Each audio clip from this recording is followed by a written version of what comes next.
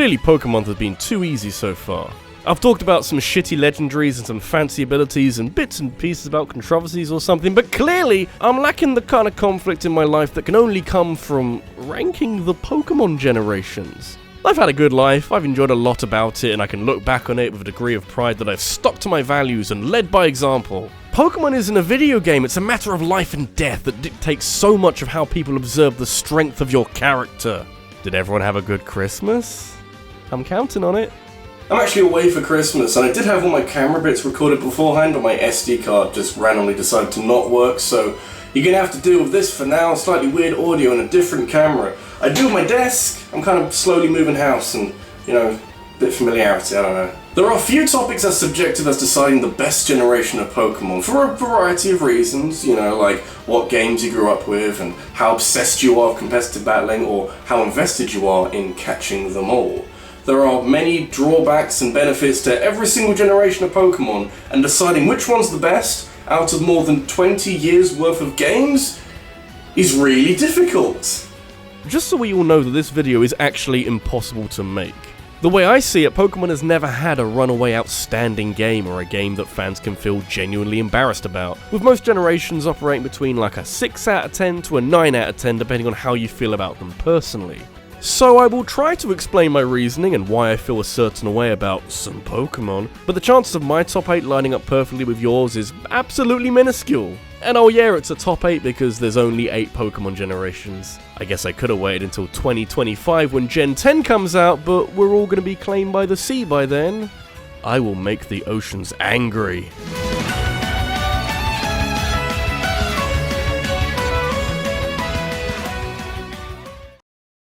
So the first problem I ran into was deciding which Pokemon generation was the worst. That's instantly quite hard to work out because I have at least a few fond memories of all of them, and I can't say with any confidence that I flat out hate any chapter in Pokemon's history. Yes, they've all had their own unique problems, but every generation has added something new and have helped make each new game feel like a refreshed experience. After some deliberation, I eventually landed at Gen 6, the generation that forced the Pokemon franchise to fully embrace the third dimension and to slide everywhere on roller skates. It's also the generation that I would least like to replay, so that has to mean something, right? I keep running into vivid memories of how easy X and Y were, in part thanks to the combination of nostalgia baiting and wildly overpowered new features that gave you a Mega Lucario to blitz your way through gyms with. I like Mega Evolutions as a concept and for being a great opportunity to buff underwhelming Pokemon, but I don't think they were handled well or distributed to Pokemon who actually needed some extra power. Plus, the bad guy of Kalos is terrible, with a plan that is too out there for me to take any of this writing or plot seriously, and even if you can persevere through all of this, the post-game is very bare bones, with a few legendaries to capture and an underwhelming battle frontier to visit. Not to mention that this is the only generation of Pokemon to not have an Ultimate 3rd edition released shortly afterwards, despite there being numerous loose threads that were left dangling. It often feels like a tech demo of what a 3D Pokemon game on a handheld could be, with only a bit of work put in to expand on a basic concept. The big headline at the time was it being in 3D with the brand new fairy type, and you can get that in a lot of places now. Not all Pokemon games have the Eiffel Tower in it, but I'll get by. It's a small price to pay for exciting video games.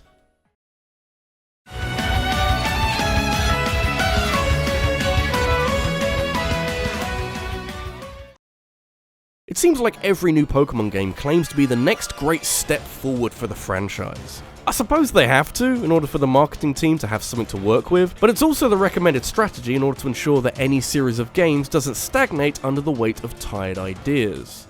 Pokemon Sun and Moon went in hard on this, with dramatic headlines like gym challenges being abolished in favour of local traditions, and new native Pokemon forms being discovered to help shake up this very mixed bag of ideas. I really like regional variants and the idea of not regurgitating gym battles, but Gen 7 falls apart with one simple shortcoming: bad execution.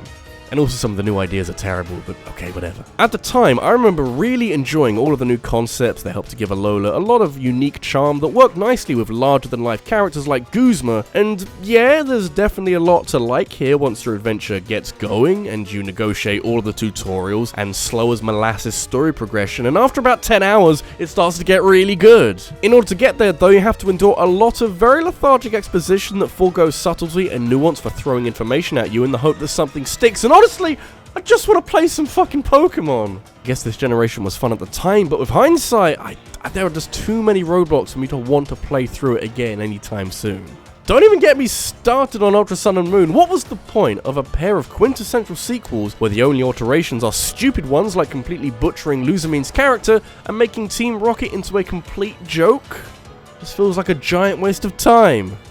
With my least favourite Pokemon generations, I find that I can't throw around a lot of sweeping praise because there's not a lot that I love all the way through. I mean, in Pokemon Sun and Moon, I like some of the characters, the music is generally pretty incredible, and there's some game mechanics I like using from time to time, like Z-moves, but not all the time. But as a whole, it's generally not that enticing to me. I'm not about to stop what I'm doing right now because I really have to go play Pokemon Sun, and that's not a good sign.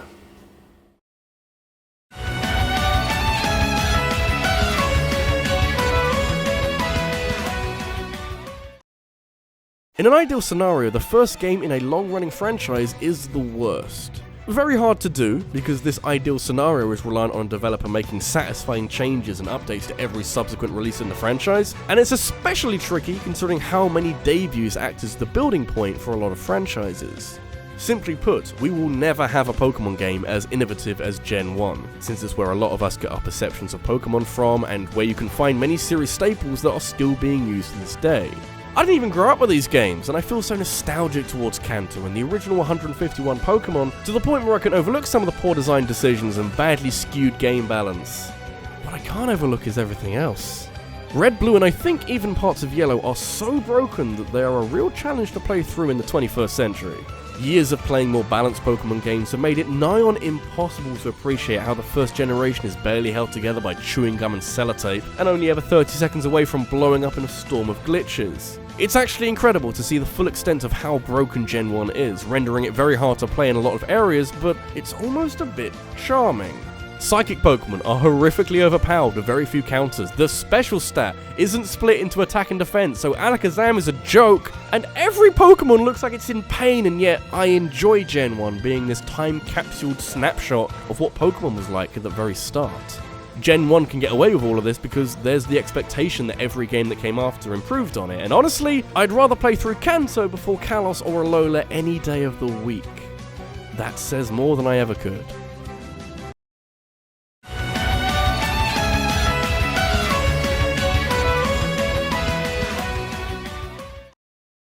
It's been just over a month and I have absolutely no idea how to feel about Pokemon Sword and Shield. I mean, there's a lot to love about the games, and clearly it's good enough to persuade me to want to make an entire month dedicated to Pokemon, but there's lots of little things that have been eating away at me for a little while now, and I'm not yet sure how much I should care about those. Is it the game of the year? Or the worst thing ever? Or maybe it's the 5th best generation of Pokemon. Would that be so strange an outcome? I did plan on making a separate review of Sword and Shield as part of Pokemon, but I knew that most of what I'd have to say would ultimately boil down to comparing it to other generations, and that's exactly what I'm here to do! A lot was made of Game Freak's decision to trim the roster down to just 400 select Pokemon in order to have more time to work on other areas like graphics and performance. And hey, I like how these games look and feel like there's plenty to enjoy both during the main adventure and afterwards in the post-game, but I can't shake the feeling that there's a lot missing.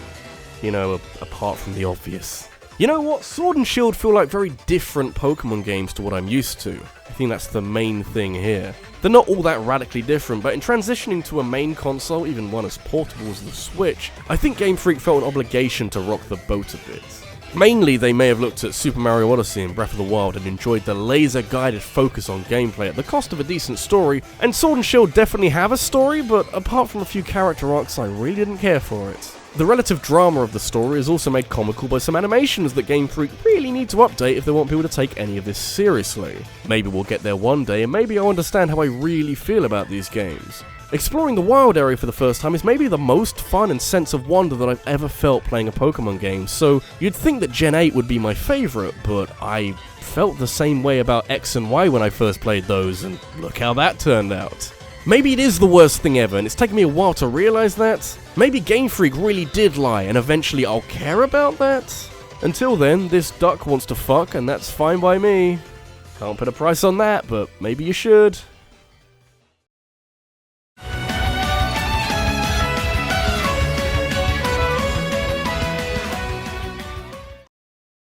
I distinctly remember having a break from Pokemon games. Let's call it a lethargy, because it wasn't like I took a universal break from all things video game. I think I needed a bit of time and space to breathe under a sea of catching loads of Pokemon every couple of years and seeing their effort be gradually expanded every time.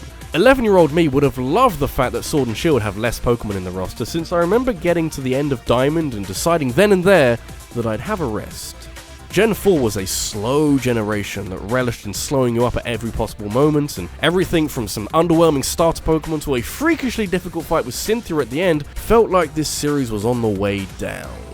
So, good time to get out, right? Wrong, very wrong actually. Diamond and Pearl were a little slow in places, but they were still very mechanically solid in every area. All they needed was a bit of refining and you'd have a great adventure on your hands. Step forward Platinum, and what we have is perhaps the single biggest upgrade that a third Pokemon game has ever done. This game is a massive step forward for this generation, with everything being just a bit quicker, and with it showing just that little bit more respect for your time and not wanting to waste it. I didn't play Platinum until 5-6 years ago, and once I was done with it dozens of hours later, it had etched its place as one of my favourite Pokemon games. And hey, I haven't really mentioned remakes yet, but Heart Gold and Soul Silver use a lot of the same features as Gen 4, but with the same quickness as Platinum and using the framework from Gold and Silver. You'll find out how much I love those games in a bit, but seeing them remade so well made me so happy. It's hard to judge this generation as a whole, because half of it sends me to sleep, and the other half is some of the best Pokemon you could ever want to play. Fourth is just above average, right? That should do for now.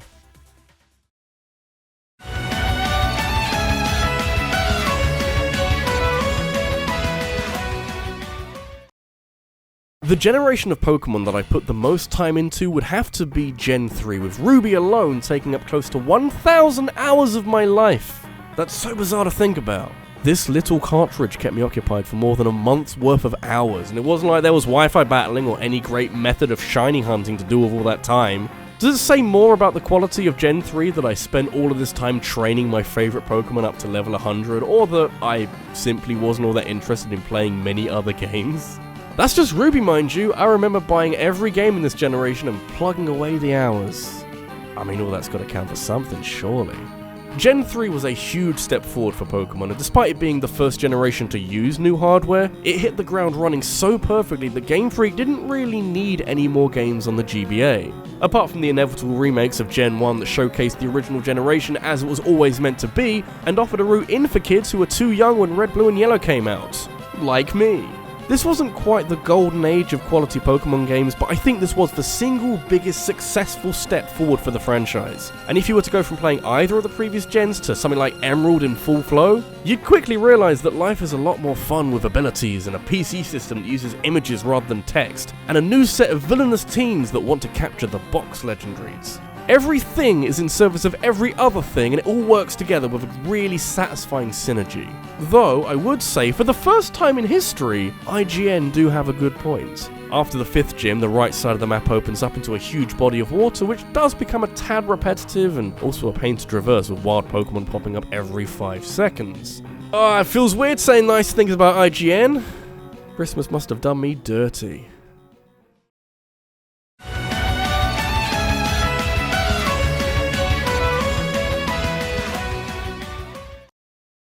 Just so you know, I'm trying really hard to not let nostalgia get in the way. Personal preference is a big component in this video, and my experience of Pokemon Gold has to count for something, but hopefully it doesn't amount to so much as to override a set of games that is perhaps deserving of more?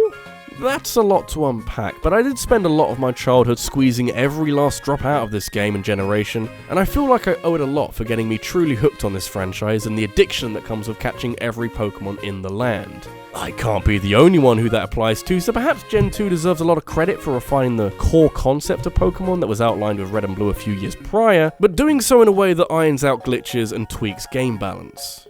Nostalgia can't be doing that much heavy lifting, surely.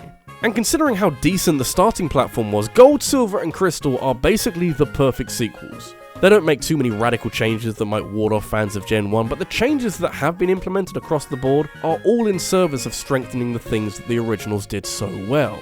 So yeah, the games actually work now. But we've also got Pokemon genders and an in-game clock that works for a day-night cycle, and Pokemon can hold items now, and oh yeah, Dark and Steel-type Pokemon were added to help balance some of the biggest imbalances from Gen 1. And you know what else I like? I like how the story shifted focus onto the box legendaries and made them play a somewhat significant role in the narrative, a decision that would impact every future Pokemon game, often in a major way. Gen 2 works so well as a sequel, but thanks to the almost casual inclusion of the entire Kanto region in the post-game, it works really well as an almost expansion of the first gen. I know which one is more iconic, but I also know which one is a more well-rounded video game. This is the first game to introduce shiny Pokemon, and that's all that some people care about these days.